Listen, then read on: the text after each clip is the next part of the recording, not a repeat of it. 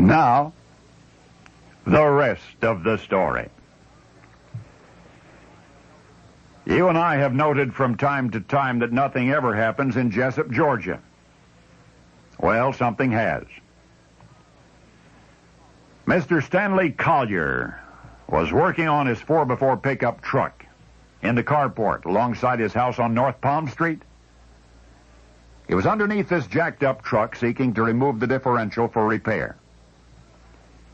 And when the last bolt was loose, the rear end, axle and all, came down. It dropped, and with such force that the truck lurched sideways, the jack buckled, the car came down on top of Mr. Collier. Now the truck is resting on a trailer hitch. The tailpipe and everything adjacent are crushing Stanley Collier, his shoulder, and his chest. Mr. Collier's son, Robert, working nearby, heard the truck crash to the concrete, and Robert saw his father being crushed beneath. Now, Robert is 19. He's a sophomore at Brunswick Junior College. Now, he's not frail exactly, but in school he is more musician than athlete. And that truck with 2 toolboxes weighs 6,000 pounds. But son Robert grabbed the fender well nearest his dad, and with strength beyond his own, was able to lift that 3-ton truck, and high enough so that a neighbor who had heard the ruckus was able to drag the senior, Mr. Collier, out from under. Son Bob got him to Wayne Memorial Hospital, where he was treated for a broken collarbone, fractured ribs, smashed nose, multiple contusions of his chest and internal bruises.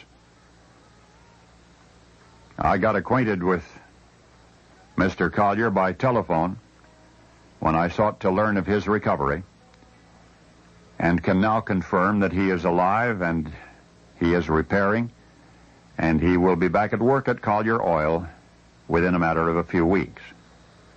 Now then, I've told you how Stanley Collier was rescued when a truck fell on him. But this is the rest of the story.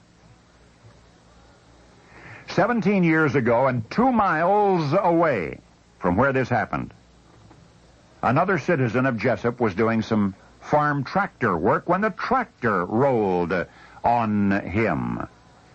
The overturned tractor was crushing him.